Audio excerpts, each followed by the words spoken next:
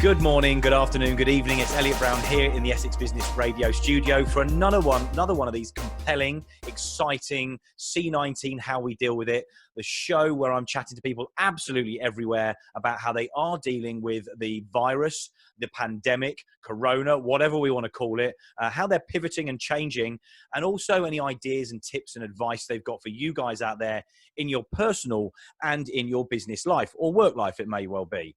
And today joining me is a new friend of mine, Karen Slater from Inspire Me Travel, who's based near Stansted Airport here in Essex, North Essex. How you doing, Karen? Oh, very well, thank you. Thank you very much for inviting me on. No, thank you very much for joining me. It is Essex, isn't it? It's still classed as Essex, Stansted, isn't it? Yes, yeah, North Essex. Yes, yeah. So for people that don't know, Stansted Airport is now is classed and recently been classed as one of the London airports on the outskirts of London, outer London. And so tell me a little bit about your Inspire Me, the travel agency, or maybe that's not the right terminology, but tell me a little bit more about your business.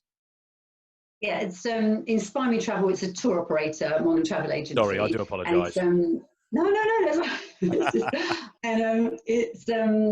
And to make it even more complicated, we are an experiential company, which I think is a relatively new word, to be honest.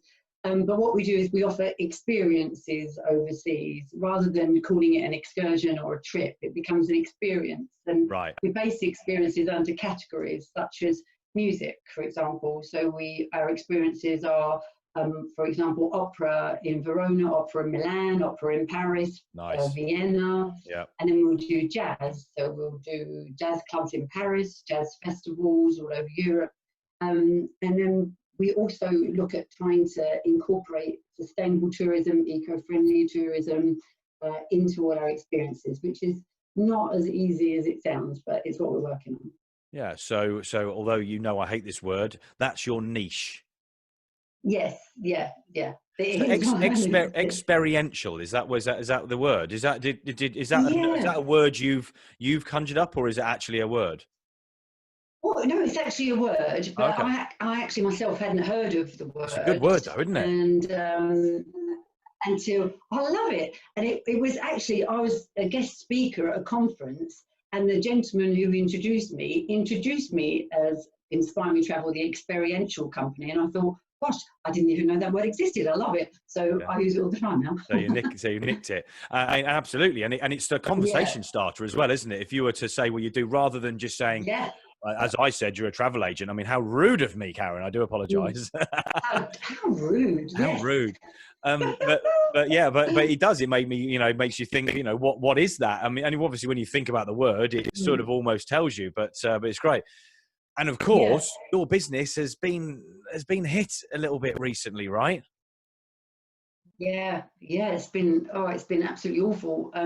I've been really lucky in that 90% of my clients have rescheduled all their trips. They've been really, really, really understanding, and they haven't come up and said, right, we're cancelling, because they're experiences, and there's something that people book because it's something they've always wanted to do. So, for example, we must have about 30 people booked to go to see the opera in Milan over the next 2 months.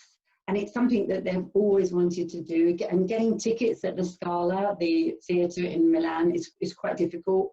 I have a fantastic agent in Italy who are on the ball and get the tickets. But because it's something that people have always wanted to do, it's not just a beach holiday or just doing their own kind of sightseeing around Milan. It's specific because of the opera. Then they've just said, okay, look, it's something we really want to do. We want to see that specific opera. Let's wait and see until when things are better again, and then we'll rebook it then. So I have been really lucky. So even though the business isn't actually losing money, it's obviously not making any money because nobody's booking anything at the moment.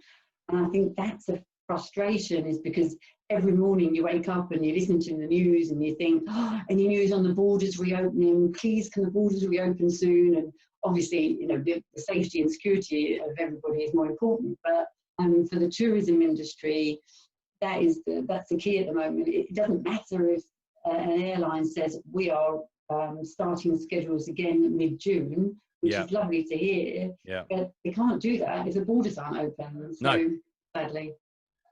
No. That's the issue. I love Milan as well. I mean, I've been to Milan for years, but it's a beautiful city. But quite why I mentioned that, I'm not quite Yeah. sure. You've just taken me back to Milan, and absolutely, I got a great 4 or 5 days there. I've noticed that there's been a few articles, a few posts come up online as well about really urging people not to cancel and just to move dates, postpone, speak to anybody that you're booking things with, whether it be events as well. That mostly what people are going to be doing is just basically putting dates back. So of course that's exactly what you're going to be, and you've been busy doing with your customers and your clients, right? Yeah, absolutely. I mean, it has caused quite a lot of problems within the world of tourism with travel agents and tour operators because with the ABTA and ATOL, so I'm ABTA and ATOL licensed, but I get it through a third party.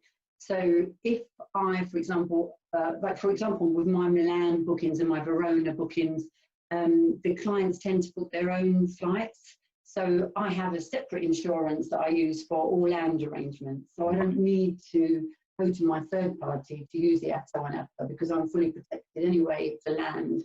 But if I'm adding an airline, a flight into the package, then I have to go to my third party where I'll lose a chunk of my earnings because I'm using their ATO license. And this is where the problems have come because if a clients are going to operators that are ATO and ABTA licensed saying, okay, I want a refund. And even though the suppliers, such as the airline, the hotel, the transfer companies, have refunded the operator is then refusing to refund because if they refund, then they lose all the money they've earned on that booking. Right. And this is causing an awful lot of problems within the industry because legally the clients are entitled to get that money back because the suppliers have refunded. So what are you advising? To deal with that. So what are you advising on that side then with people? Well, I understand. I obviously understand both parts. I understand that these tour operators will lose a lot of money if they just refund everybody. So it's all they'll refund the money back to the client. They'll refund everything they've earned on that booking. Yeah. So I understand why they don't want to do it. So but at the same time, it's the client's legal right to get that money back because it's ATO and ABTA protected. So it's really causing a lot of problems. And luckily, none of my clients have needed to do that. So, but what the operators are saying is, we'll offer you a change of date or a credit note. Yeah. And if that still isn't what you want, and you definitely want a refund, then we ask you to go to your insurance company. And now a lot of people don't want to do that because they've got excess to pay. Yes, of course. Right. Yeah. So But that's surely going against the whole point of ABTA and stuff, no? It is. Yeah, it is. Yeah, it really is. So, and you can totally understand why they're trying their hardest to get people to change dates. But if a client doesn't want to change date and doesn't want to go through the insurance, then they do have a legal right to be able to get their money back. So it's I think at the end of the day, nobody ever anticipated a situation like this. We certainly weren't prepared for it. Maybe next time the tour operators and travel companies will look differently, put something else in place to be able to deal with it. Because if they refunded everybody, they would go bust and there would be no money left. But at the same time, what's the point of covering it by ABTA and ATOL? So it's really, really a tricky situation. Do you think you've kept in close contact with your clients from sort of the word go, right? So as soon as things sort of started, becoming apparent that there was a big issue, do you think that some of these bigger companies haven't done that, which is why people are a bit disgruntled, and so they've just basically thought we'll keep quiet, and everything will blow over, and they'll just basically want to reschedule or utilize that rather than, if they'd been proactive in contacting everybody and telling them what the situation was, they could have safeguarded themselves some money. It's a simple business process, isn't it? It's not difficult, is it? It's not rocket science. No, not when you've got, I mean, these big tour operators that have got thousands and thousands of clients are saying that they've got teams in place to deal with it. Yeah. But still, clients aren't being notified until maybe 2 days before they're due to travel. But most clients have been proactive themselves and contacted them. Of course. But yeah, for me, being a smaller business, it's a lot easier to manage, of course. Yeah. So, but I will, I've taken it sort of week by week as in the schedule of when they're departing, and talking to them a lot and just saying, you know, what do you want to do? Do you want to hold on a bit longer? Yeah. Because, for example, we've got quite a few clients going to see the opera in Verona in Italy, which is an outdoor arena. And our agents are saying that if and it's in July, so if the borders open up and flights can go, they're probably quite likely that they will run the opera, because it's in an outdoor arena and it's hundreds and hundreds of stone steps, so you can pretty much divide people so that they're not on top of each other, which you couldn't do in the Scala, which is an indoor theatre. Of course, yeah. So we're just talking to people week by week, really. But yeah, for large tour operators, it's obviously a lot more difficult. Yeah, and I think as well, it can't be easy because we don't know what's happening day by day, really, do we? I mean, every time I read the news, I'm so optimistic. So I read something and I think, wow, oh, they're going to start this traffic light system. And like China? May, some restrictions are going to ease. Yeah, that kind of thing. Yeah, to ease the lockdown. And then the next day I read, no.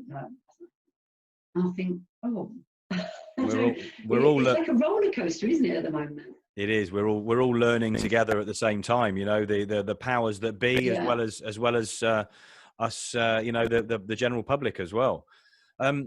So quite an interesting. You know, look at how the other people are operating. As you said, you know, being a smaller business, that you're being able to action things and sort of get on stuff and be a bit more reactive and proactive.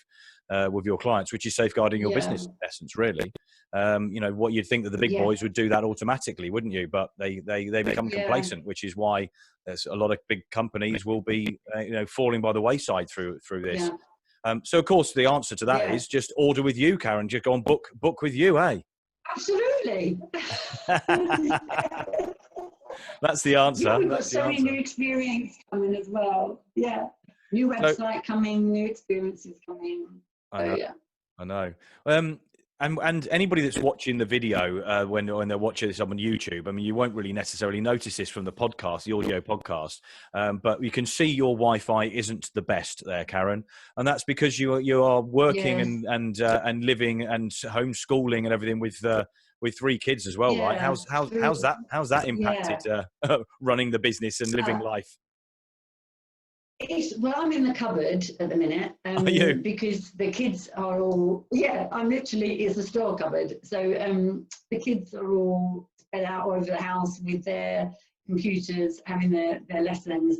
I must admit, it is really great to hear, because you go from room to room and you hear one talking to their geography teacher, one talking to their English teacher, one struggling on a maths question.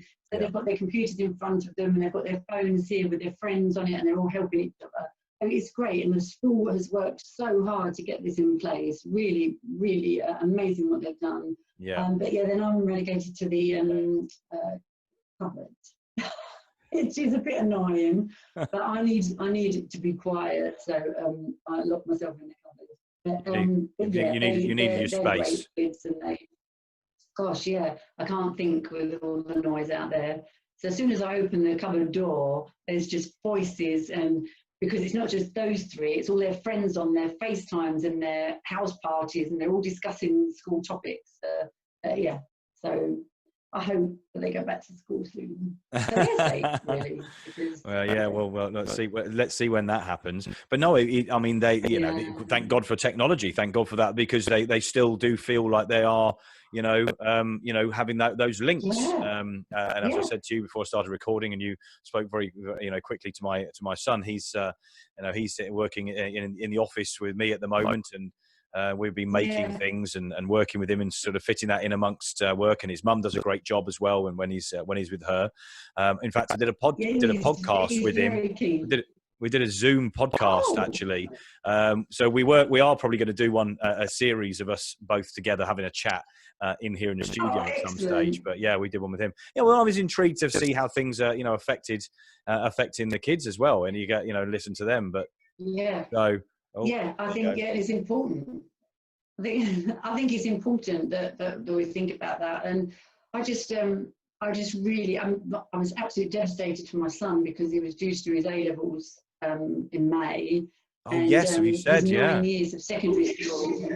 Oh, it broke my heart. 9 years of secondary school ended within 24 hours. Yeah. And all the sixth formers are out on the field, just devastated. They were absolutely devastated because obviously they have their A-levels and they have their big presentation award ceremonies and they have a big leavers ball and they have lots of things to look forward to. And now they have nothing. And it's a real shame. Yeah. The school have been great in coaching them through it and giving them lots of coursework to do and being really tough on that. If it comes back at not A grade level, it goes back to them, now do it again. So I've been really impressed with that. Oh, good. My heart did bleed for him, really did. Yeah, I mean, listen, I mean, Kian's not quite the same age, but same. I mean, this is his last year of junior school. So he's going into big school. So he's going to miss the whole of that potentially miss that end of year. So we'll have to wait and see what happens over the next month. Yeah. Oh gosh, I hope he gets to experience it. I really do. They're memories that you can't create again, aren't they? Yeah, I think I got beaten up, but no, I don't know. Yeah, apart from that memory, I'm never going to forget that. No. I mean, I'm sure. Actually, I can't remember. Actually, I don't remember going from junior school to secondary school. But I'm sure there would have been some digs there somewhere. I bet. Yeah, I don't know to say it like that. So what are you going to be doing with your business moving forward? I mean, this is changing, and this is the new world, the new norm. What are your plans? Are you started planning and strategizing for what is going to be the new? Because your travel is going to change, isn't it? It's going to change for the foreseeable future. What's your view on that? And what are you what are your thoughts? What are you doing with it? I think that when I talk to different people, to my agents in the countries that I work with, to my airline contacts, you can see that people are already putting a lot of things in place. Hotels, for example, are going to really focus on having outdoor eating areas, outdoor bars. They're going to start rejigging their restaurants and different things like that. The airlines are talking, I don't know if you saw, it was in the news the other day, and one of my airline agents advised me that they're going to have these almost pods on the planes, the screens around the seats. Wow. Because EasyJet were talking about opening up again and not using the middle seats to distance people. But these were actually looking at screens to go around people's heads. And so I think all the elements of the travel industry are working hard to create new ideas and new facilities to make it possible. Whether airports might have those sensors, when you go through security, whether they have temperature sensors, I don't know whether that's something they're going to do. But for me, it's I can't really change my model too much because we offer experiences overseas. So I don't want to offer experiences in the UK as much as there are many, I'm sure. But my business is a tourism business overseas. So so what I'm working on at the minute is just planning for when the skies open again, when we can travel again. So I'm looking at, which I'm already offering, monthly repayment schemes, because even everyone's saying, oh, tourism's going to really take off when the skies open again and the borders reopen. But has anybody got any money? That's the trouble. Can people afford to travel after this? So we're doing these monthly repayment schemes where you don't pay your balance until literally a week before you go.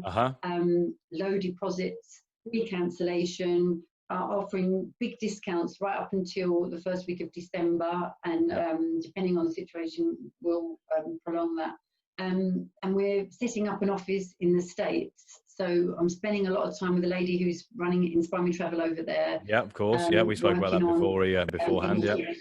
Yeah, that's it. And enticing the American citizens to come and try the experiences over here in Europe. Yeah. When they can travel again, I don't know. But it's almost like this time, which I'm not grateful for at all, as nobody would be really. But I am using it to do the things that I probably wouldn't have time to do if things are normal. So I can really focus on building the American market up now, whereas I probably wouldn't have had the time to do that had I been working in the office normally. So yeah, for sure. And I think that we're opening a wine club. We do a lot of wine experiences, and we've got quite a few new wine experiences in Provence, in the south of France. Okay. So we're now opening our own wine club, which sells quite high quality French wine, but